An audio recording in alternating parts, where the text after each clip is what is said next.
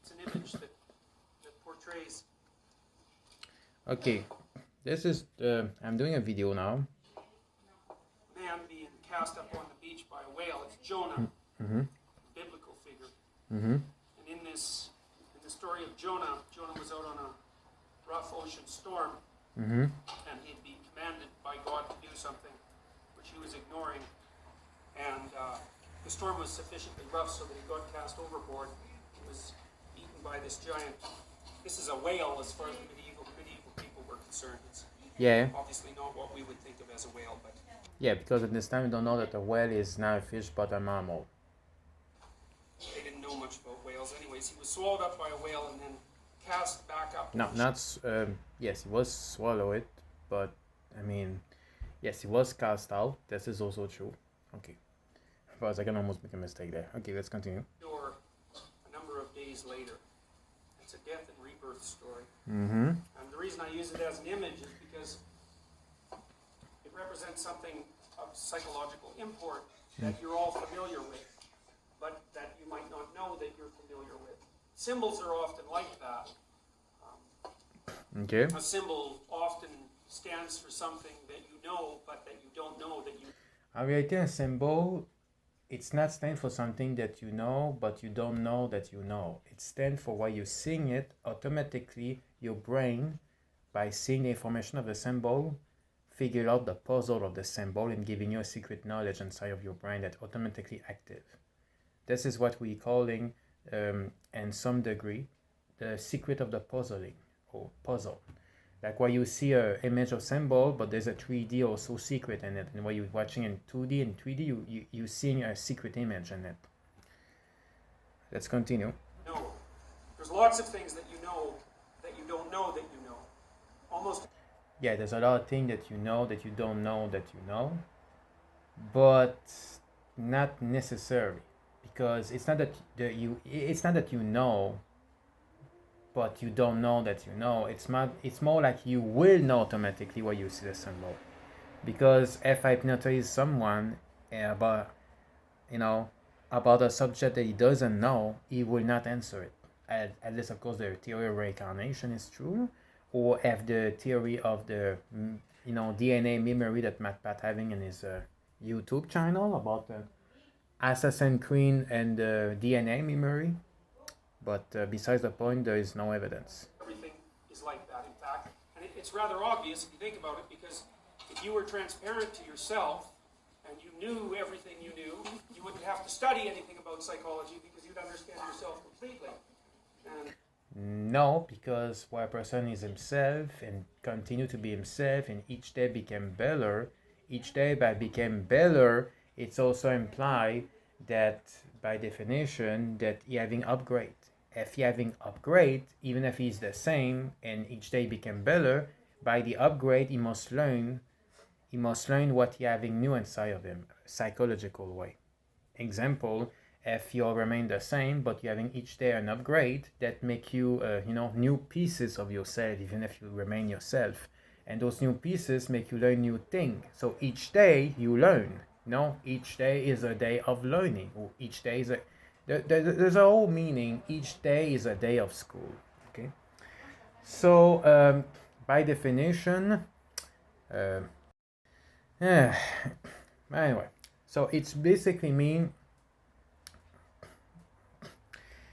that by the definition, where you try to learn about yourself, and if you don't become better each day, and you remain yourself, but you don't become better each day, then you don't mean to learning psychological. You don't mean that because you already master yourself, okay? But if you're always upgrading yourself, there's always new pieces and psychological to learn because you are the same, but way more upgrade each day. So by that, you learning new stuff. It's like someone remain himself, but he became to know new aspect of himself, to upgrading, to new language, to new attitude, to new way of talking with people, to interact differently than before. This is completely different. we understand ourselves poorly. And so we have to study ourselves as individuals, and then, as phenomena in the world, as other people, and as mammals, and as animals, and as living things, and as political actors, and so on, just to get some minor notion of what's actually going on. And what that means in part is that you're more complicated than you can understand. And when you hear... You're not more complicated than what you... Because if a person is too complicated and he cannot understand himself, it's implied he's too stupid to know himself. That's not good. It's more that he was too lazy to understand himself, he never understood himself, so this is stupid, because a human being is not infinite, so there is a limit. Basically mean that eventually by studying, he will understand himself. So this is why he must know psychological. Okay? So if he is too dumb to understand himself, then it doesn't mean to be sad, because he's not infinite, so he have a limit. So it just means to push himself to understand eventually himself. That's all. Say psychoanalytic thinkers talking about ideas like the unconscious. The unconscious is actually a representation in some ways of the fact that there's far more to you than you know about. And what that means also is that there are different kinds of unconscious. And you certainly know that to be the case. There are different kinds of memory, for example. So a lot of your procedural knowledge is unconscious. And so your procedural knowledge is what allows you to do things like ride a bike or walk, for that matter. Because you don't really know how you walk. It's actually a controlled fall. So you lean forward, and then you use your legs to stop you from falling on the ground. It's encoded in your architecture rather than something that's apprehensible to your conscious understanding. Now, there are lots of phenomena that are procedural and unconscious, and then there are sort of borderline phenomena that you have some idea about that you can represent, but you still don't completely understand. So those sorts of representations tend to be more imagistic, and those are the sorts of things maybe that pop up in your fantasies and your dreams, and those are also the sorts of unconscious sources of knowledge that allow you to understand, say, complex works of literature or art that draw their meaning from multiple sources simultaneously and attempt to inform you at a deep level about how things are connected and how they're different. Okay. Now, this particular image is a journey to the underworld image, and that's a very, very old idea, journey to the underworld. It's maybe the oldest myth. It's one of the oldest mythological ideas, so one of the oldest archetypal ideas. And the underworld it's a difficult phenomena to grasp, although you certainly encountered the concept, particularly in movies. So, for most of you, how many of you have seen all the Harry Potter movies? Okay. No, this is wrong. The underworld, like I said the other time, it's 3 times I'm trying to recording this video. I mean, this is kind of sad, but anyway. And I already recorded the first time to put it on Facebook, but this is a record for YouTube. It's not the same. It's more good. It's more doing well, but anyway. No, the underworld. Sorry. The underworld is. It's not. I know I already see this video. The underworld is not okay. It's not a part of the consciousness. Okay, that's a place where the God going. Okay, this is number 1. Okay, number 2, obviously, like AD that waiting for Persephone to come, or like Admit, or and not to be evil by any sense, but if you're gonna talk about Harry Potter and the Secret of Chamber, at least he symbolized Dumbledore to the God of the Christian and the serpent to the hell place. But the problem is that the video only symbolized hell to the castle, not to the heaven, earth, and hell, to the 3 stage. So his theory is not complete. But even so, it doesn't work, because the serpent and the Harry Potter, Chamber of Secret, this basilic going also to the middle stage of the castle and kill also a little girl in the toilet. Her name was Mimi, and the Harry Potter Chamber of Secret. Basically, it doesn't fucking work, okay? And it's not hell, because where Harry Potter friend, if they're dying and go to hell, of course, it's not gonna be under the castle where there is the basilic. So it's not even, they don't have anything to do with it. Right, of course. And so in the second movie, I believe it's the second movie where Potter encounters a basilisk underneath Hogwarts. Is that right? The second one? Yeah, well, that story is a journey to the underworld story, and It's not. the architectural setup of the movie. By architectural setup, I mean the relationship of Hogwarts, the castle, to the underground structures, is a symbolic representation of the representation of consciousness embedded in culture, and so that would be Potter and his friends embedded in the realm of magical knowledge, so to speak, that's outside of them, and that's represented by the castle, which is, It do not. it's a representation of knowledge cast in As this stone. Dumbledore So represent a memory god, cast and something in the stone. middle ground of So the earth Potter and his represent friends the became earth. enculturated The middle in ground this of the castle, enclosed represent the environment, earth. safe enclosed And then the environment. It's like serpent university. represent like It's hell. like the university more on the other side of the campus. But if not, it do not work, because he did not talk of this theory. Now underneath well, in the background, of course, in the Potter series, Man, there's I a battle really between good and evil want going to go on. to That's number also an 3, number 4 extremely video. old I'm tired of archetypal repeat the idea, second. and that's an idea that's probably as old as human beings. And that's partly because human beings are very strange creatures, and they're capable of very, what would you call, profound acts of deception. And one of the things that separates human beings from most other animals is our... Wrong. Because if my dog pretend to yell in front of the door, I will go, and there is no one. And in the meantime, he was going to the kitchen to drink my coffee. He deceived me. Or a primate may pretend to another primate to loving him and watching him and his face and smile, and then while the primate turn his back, the primate threw a rock into his head. Not true. capacity to use deception, and it's associated with our imaginativeness, right? I almost Because finished. we can Finally. imagine a variety of alternative potential realities Mhm. and move towards them. That opens the door for us to deceive ourselves and others, because we can replace our accurate vision of the world, insofar as it's accurate, with whatever vision and representation we wish to choose. Okay. One of the things you find in childhood development, for example, is that the smarter the child, the earlier they learn to lie. And it's an offshoot of the ability to use fantasy. And so, the idea of good Some versus handicap have a problem in the knowledge they hear before they finally eventually have the ability to have like an intelligence of a kid of 6, 7, 8, where they're like 17 or 20, what the extreme handicap. Take time to them to learn how to lie. But anyway, evil part comes out of that to some degree. Forgot about because that one if also. you're dealing with people, you're always dealing with phenomena that can trick you in some way. Okay. They can represent reality as other than it is.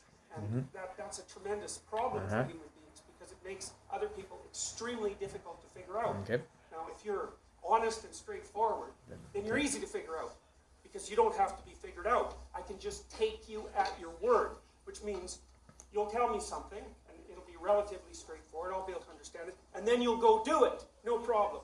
I don't have to know anything about you. On Okay. the other hand, if you don't do things according to what you say you'll do, then you're a bottomless pit of...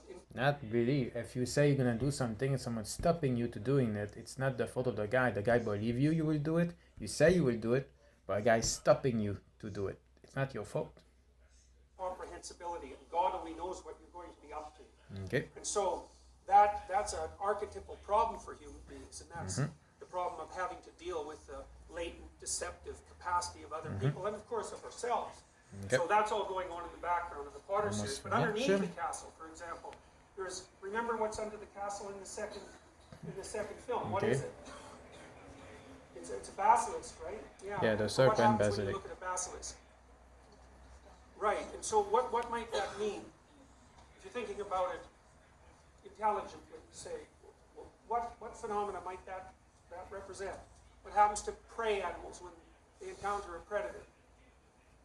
They freeze. Exactly. Yeah. So it's a They freeze. representation of the fact that there are certain classes of phenomena that will freeze you on sight, and you freeze because there are parts of your brain that respond to phenomena in the external world as if you are prey. And the reason for that is, well, first you are, and second, from an evolutionary perspective, your ancestry, going back, say, tens of millions of years, Okay. is an ancestry that was composed of predecessors that were continually preyed upon. And we have entire systems in our brain that react to the class of potentially predatory events. Now, for human beings, that system has differentiated cognitively so that many of the things that we would experience as predatory threats in the modern world don't come in the shape of, say, crocodiles and bears and, giant cats and so forth, the sorts of things that would necessarily Yeah, yeah, this is true. But an example today, people don't frozen of those predators like crocodile, lion, yeah. But you forget something. Is that even if they're frozen because of their job or because of the problem, because they're afraid of accident of car, it doesn't matter. This is true, but there's a thing. Let's see if I'm right. in the night, but they're analogous in that the outcome is the same. You can be preyed upon by many things. You can be preyed upon by, a corrupt corporation, and so it's perfectly reasonable to symbolize the actions of a corrupt corporation as a form of predation, and also to categorize that even more deeply as a reflection of the underlying consequences of the fact that people can deceive each other. Those sorts of representations get deep very, very rapidly, but they're active and living representations in that they still represent something that's profoundly true, which is not so much what things are. Okay, it's enough. Problem is that even while you're frozen, later is gonna talk about it, but I think it's enough now. Okay, I'm not copy style video, of course not. There's still a couple of time left, so I don't care. Even if most of them or a lot of the video was there. Yes, you froze by a predator, but you forget to mention in ancient time they also have the same frozen. Okay, number one example, where you see your wife cheat on you, you froze. Or where if you're a woman, you see your husband cheat on you, you froze. It's not always about the predator who tried to killing you. But anyway, besides that, this video was pretty much it. So there you go. It's pretty much finished. And another thing also, the problem is the basilic cannot be represent Satan also from Christian. I just remember, because the real representation of evil and Harry Potter is Voldemort, not the serpent. That's the problem. Anyway, so I'm kind of finished with that. And just in case also, I will go to see someone. Let me pause. For the copyright. In those days, Genesis chapter 6. This is just before the flood started. God's going to tell Noah to build a boat, but it says there were giants in the earth in those days. What is this about the giants? Yes, I'd like to know myself about this as well. And some evidence would be good, please. Yeah, because this is Science Dead Man, and he's showing the video of other, okay? And he shows also even the talk of other video. And you don't have a copyright there, because he did not copy the entire video, he did not show the entire video. And even if just the word without showing the entire time of it cannot be a copyright. Even if it's close to, even if it's just 1 minute laugh, if you did not showing not even 1 second of the video I'm saying, just the voice, it's not a copyright. Especially if you cut and put something else. So it's not a copyright there because he did it a ton of time. Okay, thank you. I finished it.